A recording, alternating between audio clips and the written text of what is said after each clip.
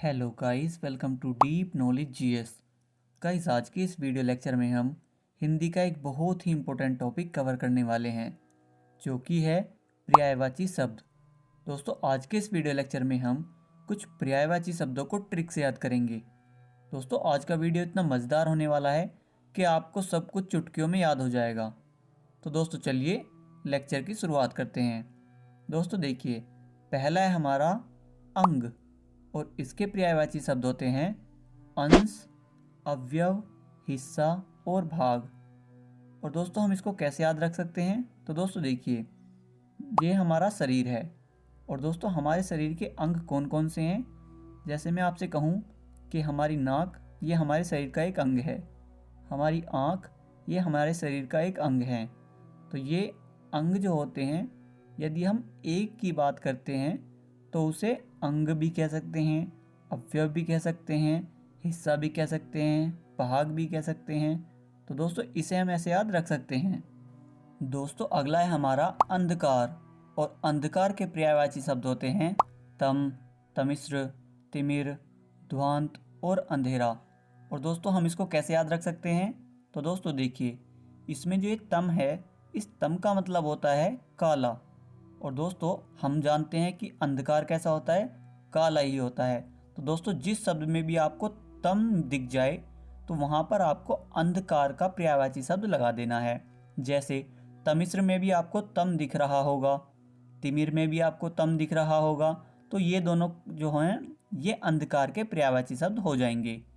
दोस्तों, इससे अलग जो दो और हैं, जैसे कि ध्वांत और अंधेरा, दोस्तों ये तो कॉमन से हैं, ये तो आपके याद होंगे ही।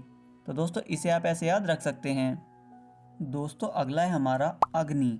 और दोस्तों, अग्नि के पर्यायवाची शब्द हैं पावक, ज्वाला, अनल, दहन, व्रही, वैश्वानर, धूमकेतु, कृषाणु, जातदेव, आग और हुताशन। तो दोस्तों, चलिए एक एक करके इनको याद करते हैं, वो भी ट्रिक से। दोस्तों देखिए, सबसे पहले हम बात करते हैं पावक की। दोस्तों, पावक यानी कि ऐसा लग रहा है कि जैसे पकाने की बात हो रही है। तो दोस्तों, पावक जो होता है, ये धीमी आंच होती है, जिस पर कोई जैसे खाना पकाया जाता है, ये इस तरह की आंच होती है। तो दोस्तों, अगला है हमारा ज्वाला। दोस्तों देखिए, ज्वाला यानी कि जो ज्वालामुखी वाली आग होती है, यानी कि जब ज्वालामुखी फटता है और उसमें से जो आग निकलती है, दोस्तों उसी को ही कहते हैं ज्वाला। तो दोस्तों, ये भी एक प्रकार की आग ही होती है। तो दोस्तों, इसे हम ऐसे याद रख सकते हैं। दोस्तों देखिए, अगला है अनल। दोस्तों देखिए, अनल में एक शब्द आ रहा है नल, और इस आ से हमने बनाया आग या अग्नि। तो दोस्तों, हम जानते हैं अगर कहीं पर आग लग जाए तो हम पानी कहाँ से लेते हैं? हम पानी नल से लेते हैं। तो हमने आ से बनाया अग्नि और नल से बनाया नल। तो यानी कि जब आग लग जाती है तब नल से पानी डालते हैं। तो दोस्तों, इसे हम ऐसे याद रख सकते हैं। दोस्तों, अगला है हमारा दहन। दहन किसे कहते हैं? दोस्तों, जब कोई अग्नि दहक रही होती है तो उसे दहन कहते हैं। दोस्तों, अगला है हमारा धूमकेतु। तो दोस्तों, आपने देखा होगा रात में कभी कभी आपको एक बहुत तेज पिंड जाते हुए दिखेंगे, जिनमें आग लगी होती है। तो दोस्तों, उन्हें हम धूमकेतु कहते हैं। दोस्तों, उनकी जो आग होती है उसे ही अग्नि का पर्यायवाची शब्द मानते हैं। दोस्तों, अगला है कृषाणु, और कृषाणु का मतलब होता है लौ। दोस्तों, जब कोई दीपक जलता है तो उसकी जो लौ होती है उसी को ही कृषाणु कहा जाता है। दोस्तों, अगला है हमारा हुतासन। और दोस्तों, हुतासन किसे कहते हैं? आइए इसको समझते हैं। दोस्तों देखिए, जब आप किसी हवन में जाते हैं और आप वहाँ पर अग्नि को आहुति देते हैं तो उसी को ही हुतासन कहा जाता है। तो यानी कि ये आहुति देने वाली अग्नि होती है। दोस्तों, अगला है हमारा जात देव। दोस्तों, जात का मतलब होता है अग्नि और देव का मतलब होता है भगवान, यानी कि अग्निदेव। तो दोस्तों, अग्निदेव भी किसका पर्यायवाची शब्द हुए? अग्नि का। दोस्तों, अगला है हमारा वैश्वानर। और दोस्तों, वैश्वानर का मतलब क्या होता है? वैश्वानर यानी कि अग्नि वाला राक्षस। तो दोस्तों, आप इसको ऐसे मान सकते हैं कि आपने एक मूवी देखी होगी जिसमें घोस्ट राइडर होता है, जिसमें आग लगी होती है और वो बाइक चलाता है। तो दोस्तों, इसको आप ऐसे याद रख सकते हैं। दोस्तों, अगला है हमारा अमृत। और अमृत के पर्यायवाची शब्द हैं सोम, सुधा, अमीय, पीयूष, मधु, अमी, सुरभोग। और दोस्तों इन्हें हम कैसे याद रख सकते हैं? तो दोस्तों देखिए, सोम को आपको याद रखना होगा सोमरस।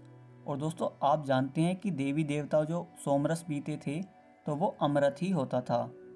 सुधा यानी कि जो सुधा को शांत कर दे, यानी कि जो प्यास को बुझा दे, उसे क्या कहेंगे? उसे अमृत कहेंगे।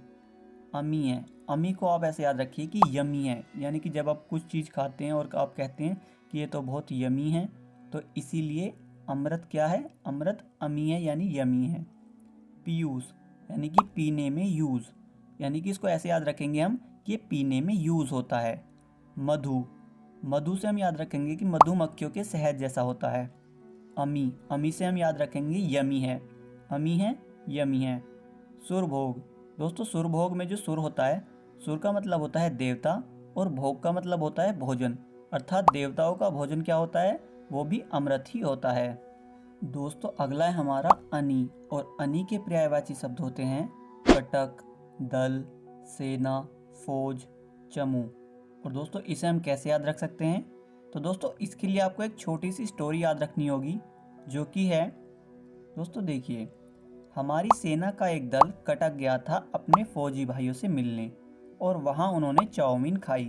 दोस्तों बस आपको इतना ही याद रखना है, जहाँ पर सेना से हमने बनाया सेना, दल से हमने बनाया दल, कटक से हमने बनाया कटक, फौजी से हमने बनाया फौज, और चाउमीन से हमने बनाया चमू। दोस्तों इसे हम ऐसे याद रख सकते हैं।